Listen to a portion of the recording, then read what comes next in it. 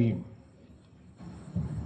2500 वर्षापूर्वी संपूर्ण विश्वाला शांती, अहिंसा, समता, ममता, बंधुता हा मार्ग दावणारे तथागत गौतम बुद्ध 12व्या शतकामध्ये भारतातला पहिला आंतरजाती विवाह लावून समानतेचा रथ पुढे नेणारे क्रांतिज्योती जगज्योती महात्मा बसवेश्वर, जगद्गुरु तुकाराम महाराज, नामदेव महाराज, कर्मयोगी गाडगे महाराज, वंदनीय राष्ट्रसंत तुकडोजी महाराज, स्वराज्याचे संस्थापक छत्रपती शिवाजी महाराज, ज्यांनी तुम्हाला शिक्षणाच्या मूळ प्रवाहात आणलं ते क्रांतीसूर्य महात्मा फुले सावित्रीबाई फुले, आणि या देशाला पवित्र असा ग्रंथ निर्माण करून देणारे विश्वभूषण भारतरत्न डॉक्टर बाबासाहेब आंबेडकर,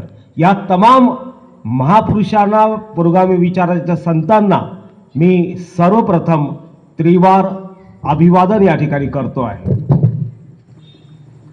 आज या ठिकाणी क्रांती सूर्य महात्मा ज्योतिबा फुले यांच्या जयंतीच्या अनुषंगाने आणि या 3 दिवसीय कार्यक्रमाच्या उद्घाटन समारंभाला उद्घाटक म्हणून लाभलेले ॲडव्होकेट वासेकर साहेब, त्याचप्रमाणे प्रमुख अतिथी म्हणून लाभलेले आमचे विमा क्षेत्रातील ज्येष्ठ सहकारी RPIचे जिल्हाध्यक्ष ॲडव्होकेट नरेंद्रजी पाटील साहेब, आणि या कार्यक्रमाचे अध्यक्ष तथा उत्सव समितीचे अध्यक्ष आदरणीय आगलावे साहेब, आणि इथे बसलेले माझ्या जिवंत हृदयाच्या शाबूत डोक्याच्या बाबासाहेबांच्या लेकरांनो आणि सावित्रीबाई फुलेंच्या लेकींनो, आपल्या सर्वांना मी परत या ठिकाणी जय भीम करतो आणि आपल्या संभाषणाला सुरुवात करतो आहे. महात्मा ज्योतिबा फुले यांचा जन्म 11 एप्रिल 1827ला पुण्यात झाला. खरं म्हणजे त्यांचं मूळ आडनाव जे होतं ते गोरे होतं, परंतु त्यावेळेस पेशवाच्या त्या वाड्यामध्ये त्यांचे वडील फुले विकायचे आणि तिथून त्यांना फुले या नावाची उपाधी भेटली आणि फुले म्हणून त्यांनी स्वतःचं नाव इतिहासात अजरामर केलं. विद्येविना मती गेली, मतीविना नीती गेली, नीतीविना गती गेली, गतीविना वित्त गेले, एवढे सारे अनर्थ एका अविद्येने केले. महात्मा ज्योतिबा फुलेंनी शिक्षणाचं महत्त्व 18व्या शतकात समजून सांगितलं. परमपूज्य बाबासाहेब आंबेडकर म्हणतात, शिका, संघटित व्हा व संघर्ष करा. पण पाटील साहेब, शिकले नाही असं म्हणता येणार नाही. भरपूर लोक शिकलेले आहेत, अनेक डिग्र्या आपण प्राप्त केल्या, पण बाबासाहेबांनी काय म्हटलं? शिका, संघटित व्हा, संघर्ष करा. त्यातला पहिला शब्द आम्ही लक्षात ठेवला. आपण शिकलो पण संघटित झालो नाही आणि समाजाकरता संघर्षशील राहिलो नाही, ही वस्तुस्थिती मान्य करावी लागेल. शिक्षण घेताना विवेकशीलता आणि संवेदनशीलता असणं गरजेचं आहे. भारतामध्ये बाबासाहेबांनी सर्वात जास्त उपाधी प्राप्त केल्या. अतिशय कुशाग्र बुद्धीचे बाबासाहेब होते, अतिशय अभ्यासू होते. बाबासाहेब ऐशाआरामाचं जीवन जगू शकले असते, परंतु त्यांनी ठोकर मारली आणि हा माझा समाज झोपलेला आहे, या समाजाला जागृत करण्यासाठी बाबासाहेबांनी अहोरात्र संघर्ष केला. आज ते चित्र दिसते का? आज तुम्ही बुद्धिस्ट चळवळीत बघा, ज्या OBC मधून मी येतो तिथलं बघा, या प्रत्येक क्षेत्रात जर पाहिलं तर शिकणारे लोक ही चळवळ चालू शकत नाही. हा माझा स्पष्ट आरोप आहे. माझी चळवळ जर कोणी चालवली असेल, बाबासाहेबांची चळवळ कोणी चालवली असेल, त्या या श्रमिक लोकांनी, संघर्ष करणाऱ्यांनी. आणि म्हणून शिक्षणासोबत जर संवेदनशीलतेची जोड दिली, जर विवेकशीलतेची जोड दिली, तर निश्चितच या देशाचा कायापालट झाल्याशिवाय राहणार नाही. नाही तर आपण पाहिलं, नुकतंच अनुभवलं की 140 करोडच्या भारतामध्ये 66 करोड लोक राम तेरी गंगा मैली हो गई पापियों की पाप धोते धोते, 66 करोड तिथे जातात आपलं अंग स्वच्छ करण्याकरता. कितीतरी शिकलेली मंडळी त्यात होती. कुठे गेली तुमची विवेकशून्यता? कुठे गेली तुमची संवेदनशीलता? आणि मग जेव्हा आमच्यासारखी मंडळी बोलतात तेव्हा आमच्याच धर्मातले लोक म्हणतात तो हिंदू धर्मविरोधी आहे. आता तर अलीकडे देशभक्तीचं सर्टिफिकेट वाटण्याचाही कार्यक्रम चालू आहे सध्या, की तू देशद्रोही आहे, आम्ही देशप्रेमी आहोत. आता देशप्रेमीची व्याख्या ठरवण्याचा अधिकार या चोट्याला दिला आहे.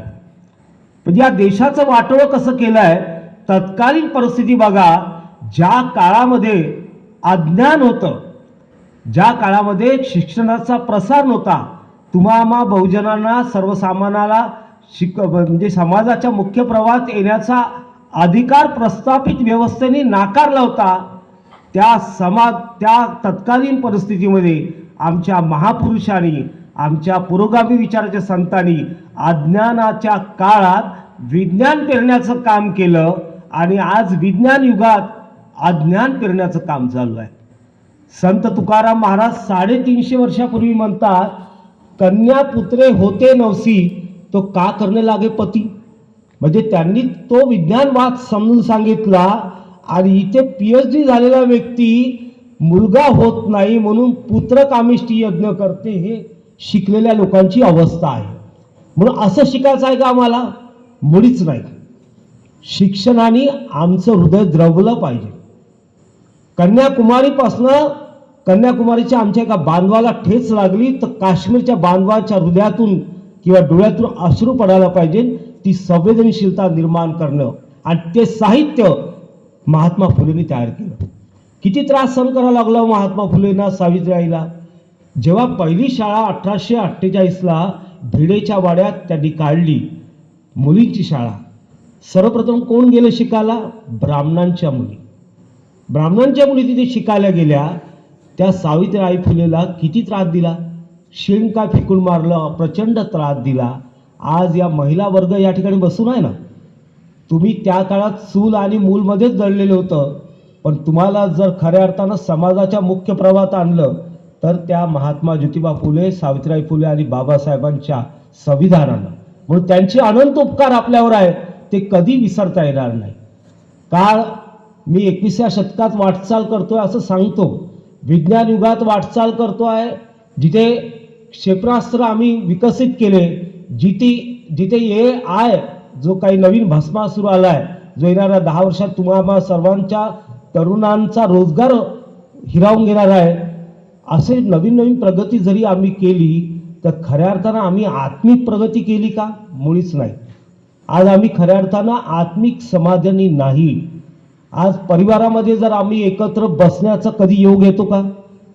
4 जण असेल घरात तर 4घे जण, ते भीमराव पांचाळीची गझल आहे, माणसाची बंदरे झाली माकड झाली कशी. 4 जण बसतात मोबाईल पाहत. संवाद संपलेला आहे, संवाद हरवत चाललेला आहे. तो संवाद साधण्याची गरज आहे. एक कुटुंब प्रमुख म्हणून सांगतोय, आपल्या मुलांशी संवाद साधा. मी सुरुवातीला सांगतोय की मी फार विद्वान व्यक्ती नाही, त्यामुळे कुठलाही गैरसमज माझ्याबद्दल करू नका.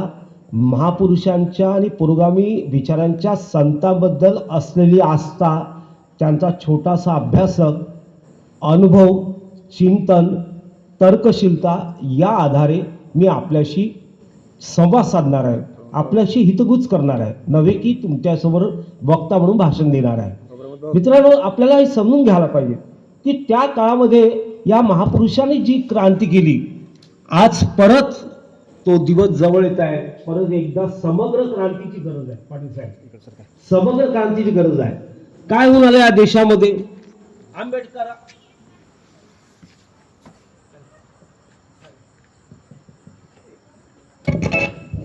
हॅलो, काय चालू आहे देशामध्ये? एक देशाचा जबाबदार मंत्री आंबेडकर फॅशन होई म्हणतो. इतका निर्लज्जपणाने बोलणारा, आणि त्याला हे कळत नाही की आंबेडकर फॅशन नाही, तुझ्या माझ्या घरातलं राशन आहे. त्या बाबासाहेबांची सही आहे, आमच्या स्वाक्षरी आहे आमच्या भाकरीवर. जर त्यांनी जी क्रांती केली नसती, त्यांनी प्रवाहाविरुद्ध पोहण्याचा प्रयत्न केला नसता, तर तुमचा नेमचं काय चित्र असतं? आज मनुवादी व्यवस्था परत लादण्याची तयारी सुरू आहे. जेव्हा की मगाशी आमचे परममित्र नितीनजी कांबळे सांगितलं की ही जरी आपले बुद्धिस्ट नाही, किरण पट्टेवार, मी OBC वर्गातून येतो, परंतु मी बाबासाहेबांचा विचार स्वीकारला. मी माझ्या घरात ज्या समाजातून मी आलो, वीरशैव लिंगायत, त्या समाजाचा मी माझ्या घरात आहे, अभिमान आहे. परंतु घराच्या बाहेर निघाल्यानंतर I am a first Indian and last Indian. मी बाहेर आल्यानंतर फक्त भारतीय आहे. ते बाबासाहेबांची शिकवणूक होती की आपण भारतीय आहोत. ज्यावेळेस आपण भारतीय म्हणून वागू ना, त्यावेळेस हे सर्व समस्या दूर होणार. परंतु आजही आमच्यामध्ये, जसं आता पाटील साहेबांनी सांगितलं, की नावावरून जात शोधण्याचा प्रयत्न असते, आडनावरून जात शोधण्याचा प्रयत्न असते. अजूनही आमचा ती मानसिकता आहे. परंतु माणूस म्हणून ज्यावेळेस आम्ही स्वीकारतो, गुण अवगुणासह प्रभू मोरे अवगुण चितना धरो. एखाद्यामध्ये कुठला अवगुण आहे म्हणून तो वाईट नाही, पण त्याच्यात चांगले गुण आहेत, त्या गुणाचा आम्हाला स्वीकार करता येईल. हे आमच्या इथे पाटील साहेब या ठिकाणी बसून आहे. एका प्रतिकूल परिस्थितीतून त्यांनी वाटचाल करीत आम्हा तरुणासमोर एक नवीन आदर्श निर्माण केला. त्यांचा चांगला गुण घेण्याचा प्रयत्न करूया. इथे आमचे मित्र नितीन कांबळे आहे, जे यशस्वी विमा अभिकर्ता आहे. मी सुद्धा विमा अभिकर्ता आहे, परंतु त्यांच्या काम करण्याच्या पद्धतीचा मी दिवाण आहे, प्रशंसक आहे. चांगल्या गोष्टीचा मी लाभ घ्यायला पाहिजे किंवा चिंतन करायला पाहिजे की मला ह्या गोष्टी घेता येईल का. म्हणून मित्रांनो, महापुरुष ही कुठल्या जाती धर्मात नसतात, ते समग्र मानवजातीचा असतात. आणि म्हणून एक किस्सा तुम्हाला सांगतो. कर्मयोगी गाडगे महाराज पहा, म्हणजे तेव्हाचे संत कसे आणि आताचे संत कसे. आता तर काही नाही, ते चिठ्ठ्या पाहून सांगतात वाटते तुमचं भविष्य, तुमचा नंबर काय. मूर्खासारखे लॉजिक नसणारे प्रवचन त्यांचं, तिथे लाखोची गर्दी असतात. पाटील साहेब, आता काय मागल्या वर्षी अमरावतीला एक मिश्रा गुरुजी तथाकथित बाबा हा त्या ठिकाणी प्रवचन देण्याकरता आला. आणि त्यांनी जाहीरपणे असं म्हटलं कि साल भर कोई बच्चा पढ़ाई नहीं करता हो तो कोई हर्ज नहीं, शिवजी के पिंड पर बेलपत्र अर्पण कर दो, वो अपने आप में पास हो जाएगा, अपने आप में उसको नौकरी लग जाएगी. आणि मग आम्ही पुरोगामी विचाराची, जसं माझ्या मोठ्या भावाचा उल्लेख केला, सुरेश भाऊ पटेवार ज्येष्ठ सामाजिक कार्यकर्ते आहे, आम्ही आमच्या शिवा संघटनेकडून कलेक्टर साहेबाला आणि SP साहेबांना निवेदन दिलं. आणि SP साहेब नूरल हसन होते. त्यांना म्हटलं, साहेब तुम्ही पूजा करून पास झाले की अभ्यास करून. त्यांना पहिले तार्किक प्रश्न विचारला. अशा मागणीतनं आमच्या नवीन पिढीवर काय संस्कार होईल. त्यावेळेस तथाकथित आमच्याच OBC चळवळीतले किंवा पक्षाचे लोकांनी आमच्यावर टीका केली की तुम्ही हिंदू धर्मविरोधी आहे. मी त्यांना म्हटलं की हिंदू धर्मविरोधी तुम्ही आहे, कारण हिंदूंचा पवित्र ग्रंथ भगवद्गीता आहे आणि भगवद्गीतात सांगितलं कर्म ही पूजा, कर्म ही शक्ती आहे. मग कर्म करायला सांगा असं सांगणारच तर तुम्ही प्रशंसा करायला पाहिजे की तुम्ही अकर्मणाधिकारस्ते महाकलुषु कदाचन याला महत्त्व देता. तर तेव्हा परिस्थिती कोणी बदलत चालली. आज मित्रांनो, ज्या OBC वर्गातून मी आलो, मी तुम्हाला खरं सांगतो, मला खूप वेदना आहे, खूप दुःख वाटते. मी दलित समाजाच्या का बरं जवळ आलो, कारण मी जेव्हा अभ्यास करतो, आपलं निरीक्षण करतो की आपल्यातल्या बऱ्याचशा गोष्टी विज्ञाननिष्ठ आहे.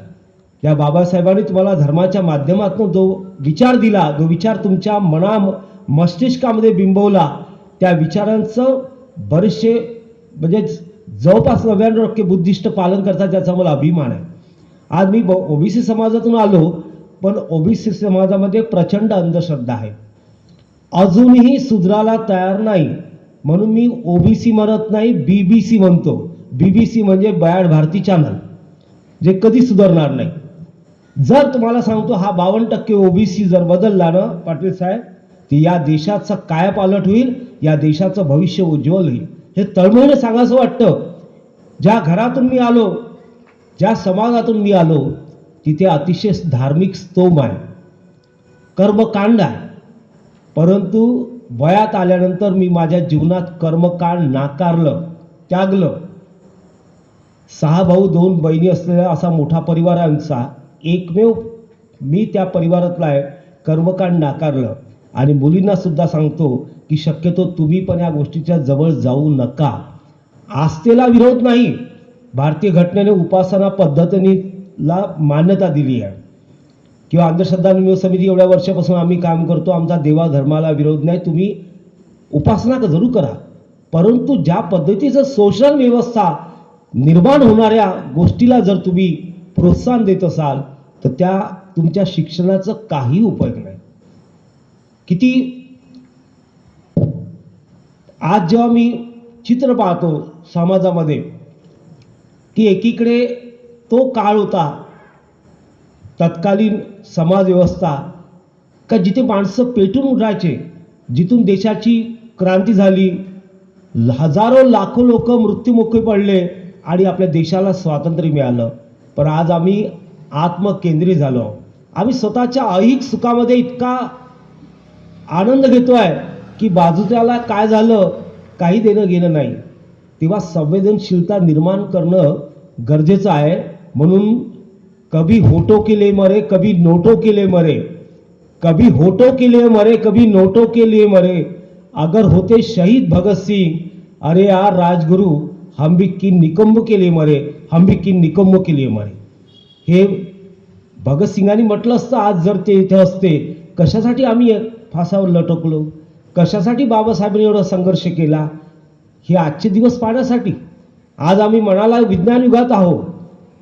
मगाशी पाटील साहेबांनी छान मुद्दा छेडला की एखादी महिला आज स्टेजवर असायला पाहिजे होती, कारण महिलांचा फार मोठा वाटा आपल्या समाज रचनेत आहे.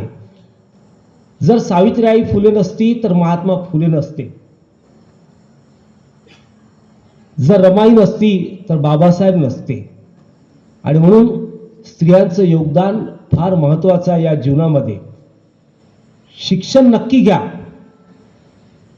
उच्च विद्याविभूषित व्हा, पण सोबतच ज्या समाजातून आपण आलो, ज्या मानवजातीतून आपण आलो, त्या मानवजातीचं आम्ही काहीतरी देणं लागतो हा विचार ठेवून जगणं शिका, तर जगण्याची खरी मजा कळेल आणि कुठेतरी तुम्ही विवेकशील मार्गावर जगाल याचा तुम्हाला आनंद वाटेल.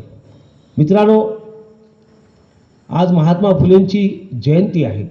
संबंध भारतभर ती साजरी होते. खरे म्हणजे महात्मा फुले ओबीसी वर्गातून आले, परंतु दुर्दैवाने मला सांगावं लागेल बुद्धिस्ट चळवळ महात्मा फुलेंची स्मृती जागृत ठेवतात, पण आमचा ओबीसी वर्ग ठेवत नाही. ज्या माळी समाजात महात्मा ज्योतिबा फुले आले त्यांच्याकडे अजूनही महात्मा फुलेंचे फोटो नाही. विचार करा किती खेदाची बाब आहे. म्हणजे या मी जरी सांगितलं तर महापुरुष कुठल्या जातीचे नसतात, परंतु महापुरुषांचा विस्मरण व्हावं एवढे आम्ही असंवेदनशील झालेलो आहोत. म्हणून महात्मा ज्योतिबा फुलेंना बाबासाहेब गुरु मानायचे. बाबासाहेब तिघांना गुरु मानायचे. त्यात महात्मा ज्योतिबा फुले होते, ज्यांनी शेतकऱ्याविषयक धोरण लिहिलं आहे. शेतकऱ्यांचा आसूड हे त्यांचं पुस्तक आहे. गुलामगिरी हे देखील त्यांचं पुस्तक आहे. आणि त्यावेळेस त्यांनी अंधश्रद्धेवर कडा प्रहार केला. ते म्हणतात की कुंडली बनवणारे तोच, दोष काढणारा तोच, दोषाचं निवारण करणारा तोच. म्हणजे काय चालू आहे या देशामध्ये, कुठेतरी आम्हाला परिवर्तन करण्याची गरज आहे. आज काळ बदलत चालला, काळाची महिमा बदलत चालली, परंतु महिमा मंडळ कोणाचं होत आहे? व्यक्तिविशेषाचं. पहा, महापुरुष कुठेतरी त्यांच्याकडे दूरदृष्टिकोन असतो.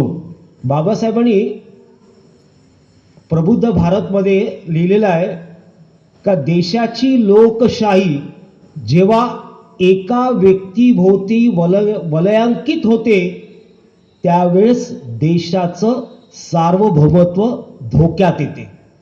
आज ते चालू आहे की नाही? एका व्यक्तीभोवतीच देशाचं संपूर्ण लोकशाही केंद्रित होऊन आली. आता मी निर्भीडपणे बोलणार आहे, कारण माझ्याकडे काही ईडी फिडी लावण्यासारखा काही पैसा नाही आहे, त्यामुळे निर्भीडपणे बोलतो. हे बोलणं गरजेचं आहे. कुठे चाललाय आपला देश? आज आपण कोलंबिया विद्यापीठासारखं एखादी युनिव्हर्सिटी भारतात असायला पाहिजे होती. आगलावे साहेब, भारतामध्ये विद्यापीठ असायला पाहिजे होतं. हे वाचनालय प्रत्येक मोहल्ल्यात व्हायला पाहिजे होतं. त्या वाचनालयाची गर्दीच ओसरली. सार्वजनिक वाचनालय जिथे आम्ही कार्यक्रम करतो त्यांनी व्यथा बोलून दाखवली की अलीकडे आमची सदस्य संख्या अगदी कमी झाली. कारण आजकालची तरुण पिढी सर्व गुगलवर सर्च करतात, पण गुगलवर इन्फॉर्मेशन भेटेल, ज्ञान भेटणार नाही. ज्ञान भेटण्यासाठी पुस्तकच वाचावं लागेल, कारण पुस्तक ॲथेंटिक असते, गुगल ॲथेंटिक नसते. म्हणून माझे काही तरुण सोबती असेल त्यांना सांगतो की मोबाईल नक्की पहा, ते सुद्धा ज्ञानाचं एक चांगलं स्तोत्र आहे, परंतु पुस्तकाची सवय लावा. जे बाबासाहेबांनी सांगितलं की पुस्तका हा खरा मित्र आहे.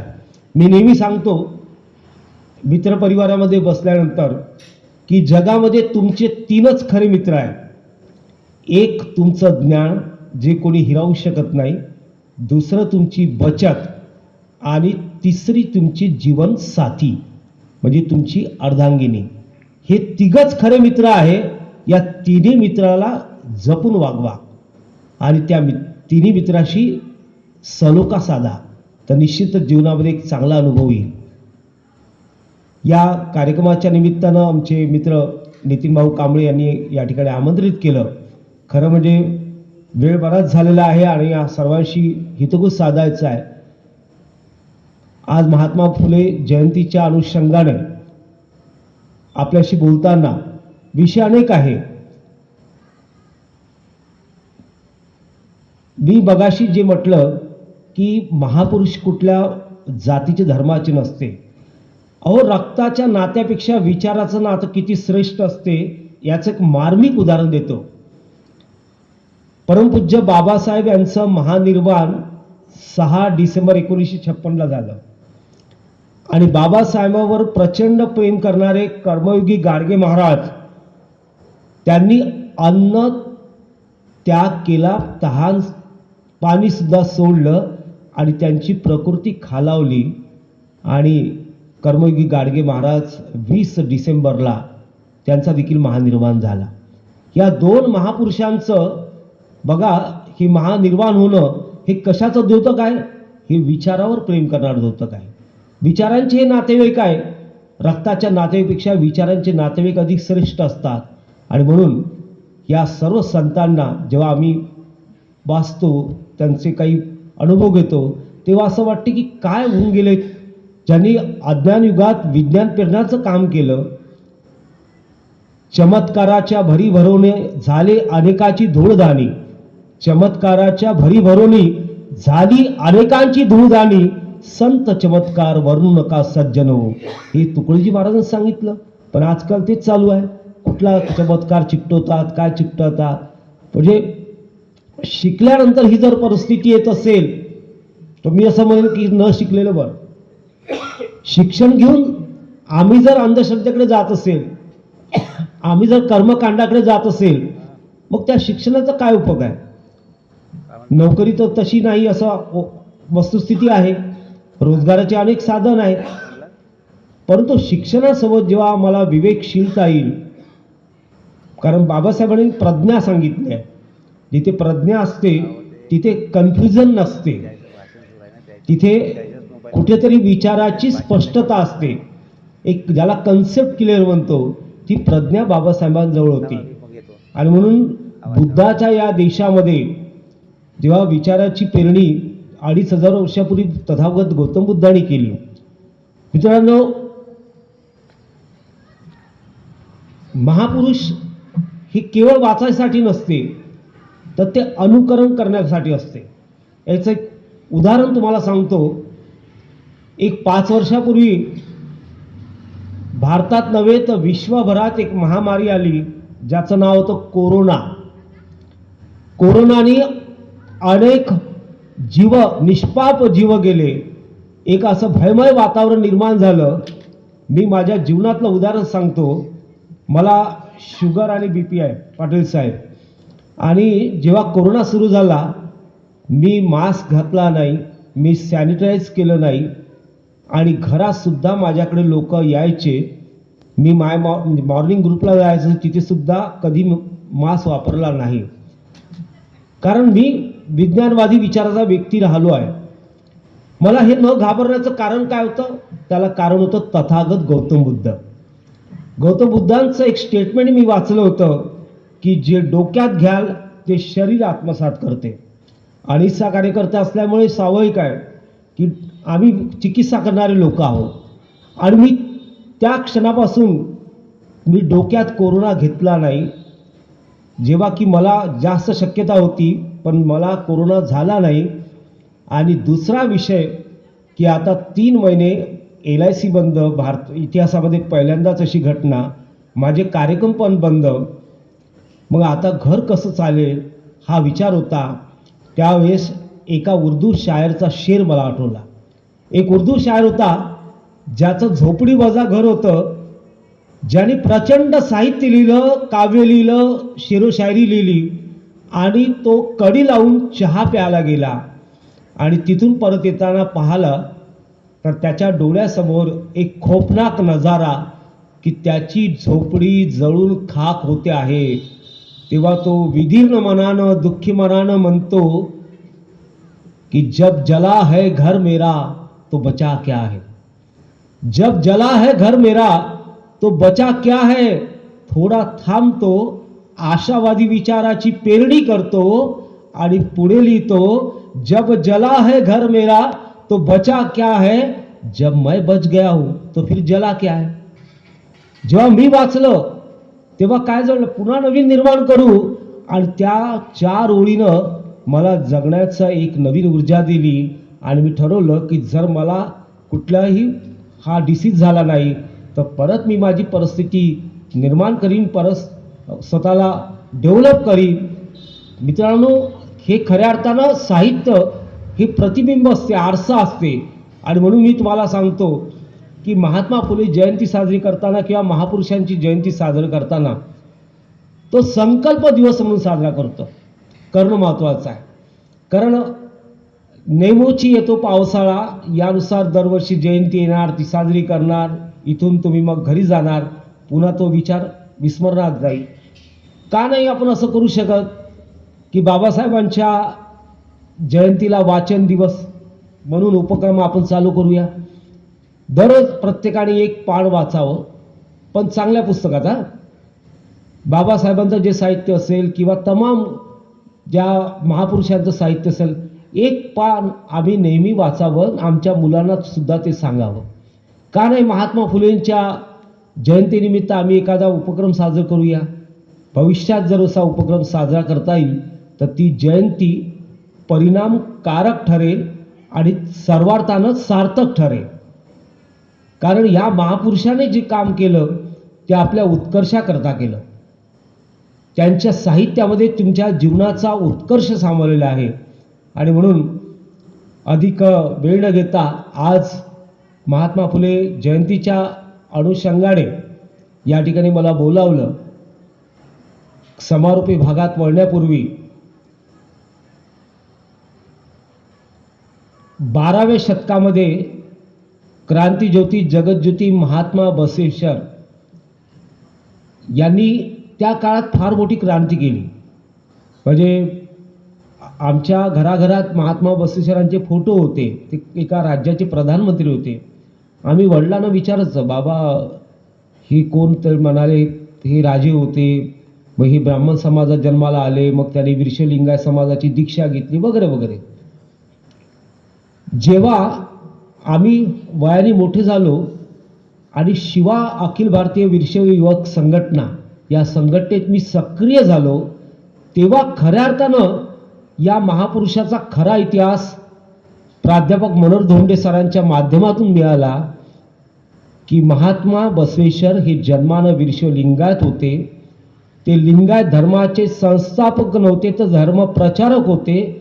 आणि त्यांची साग्र समाधी नव्हे तर त्यांची हत्या झाली आहे. हे जळजळीत सत्य आम्हाला शिवा संघटनेमुळे माहीत पडलं.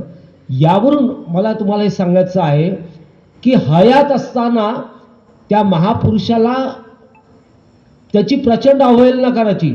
त्याला त्रास द्यायचा आणि एकदा तो मोठा झाला का हे आमच्या शेतीतलं पीक आहे म्हणून त्याच्यावर अधिकार गाजवायचा. जगद्गुरू तुकाराम महाराज यांना त्यांच्या हयातीमध्ये प्रस्थापित व्यवस्थेने प्रचंड त्रास दिला, त्यांचा छळ केला, अनेकदा त्यांना मारण्याचा प्रयत्न केला आणि मग त्यांची निर्गुण हत्या करून इंद्रायणी तीरावर गाथा तरल्या आणि पुष्पक विमानाने तुकाराम महाराजाने सदैव वैकुंठ गमन केलं. म्हणजे त्यावेळेस विमानाचा शोधही नव्हता लागला, सदैव वैकुंठ गमन केलं. ही शोकांतिका आहे मित्रांनो, की महापुरुषांना कशा पद्धतीने आम्ही कुठल्या पद्धतीत घेऊन जातो. आता अलीकडेच मुंबईला शिवाजी महाराजाचं मंदिर निर्माण झालं, म्हणजे दैवीकरण कसं करायचं, महापुरुषांना मंदिरात अडकायचं, मग त्यांची ती आरती सुरू, मग तिथे लगेच चमत्कार सुरू. हा जो प्रकार आहे, अरे महापुरुषांना महापुरुषाच्या जागेवर राहू द्या, त्यांना दैवत बनवू नका. ते दैवत आहे आमच्या हृदयात आहे, परंतु त्यांचं दैवीकरण करू नका, कारण ते खऱ्या अर्थानं जगले समाजाकरता, त्यांनी जगण्याचा आदर्श निर्माण केला. अशा या तमाम महापुरुषांना मी परत एकदा त्रिवार अभिवादन करतो. आज महात्मा फुले जयंतीच्या आपल्या सर्वांना हार्दिक शुभेच्छा देतो आणि त्या 14 एप्रिलला बोधिसत्व विश्वभूषण डॉक्टर बाबासाहेब आंबेडकर यांची सुद्धा जयंती आहे, त्यांच्या जयंतीच्या शुभेच्छा देतो. आणि जाता जाता माझ्या संभाषणाचा समारोप करताना मी एवढंच म्हणेल की औरत नहीं है अपनी लाज से बढ़कर, औरत नहीं है अपनी लाज से बढ़कर, कोई इमारत नहीं है ताज से बढ़कर. औरत नहीं है अपनी लाज से बढ़कर, कोई इबारत नहीं है ताज से बढ़कर.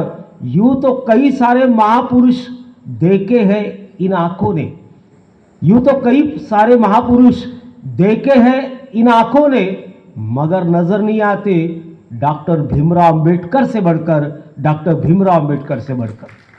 त्या बाबासाहेबांना मी अभिवादन करतो. आणि सुरुवातीला माझ्याकडून जर काही चुकी झाली असेल का जिवंत हृदयाचे शाबूत डोक्याचे हा शब्द वापरला, तो शब्द जर खरा ठरवायचा असेल तर जोरदार टाळ्यांचं गजर या ठिकाणी होऊ द्या. टाळ्या कमी वाजवतो आपण लोक, जोरदार टाळ्या. परत मागच्या मंडळींनी काही बहिष्कार टाकला का टाळ्या वाजवणार? जोरदार टाळ्या. हे टाळ्या कासाठी वाजवायला लावल्या? माझ्या सन्मानासाठी नव्हे, की टाळ्या वाजवल्याने शरीर निरोगी राहते आणि आपण जिवंत हृदयाचं असल्याचं साक्ष मला देखील पटली पाहिजे ना, की मी जिवंत लोकांसमोर बोलत आहे. म्हणून आपल्या सर्वांचं खूप खूप आभार व्यक्त करतो. आयोजकांना खूप खूप शुभेच्छा देतो. आमचे परममित्र नितीनजी कांबळे यांनी मला या ठिकाणी पाचारण केलं, आमचे प्रशांत भाऊ मुनेश्वर यांनी या ठिकाणी पाचारण केलं. मी त्यांचं आभार व्यक्त करतो आणि माझ्या वारीला या ठिकाणी विराम देतो. जय भीम.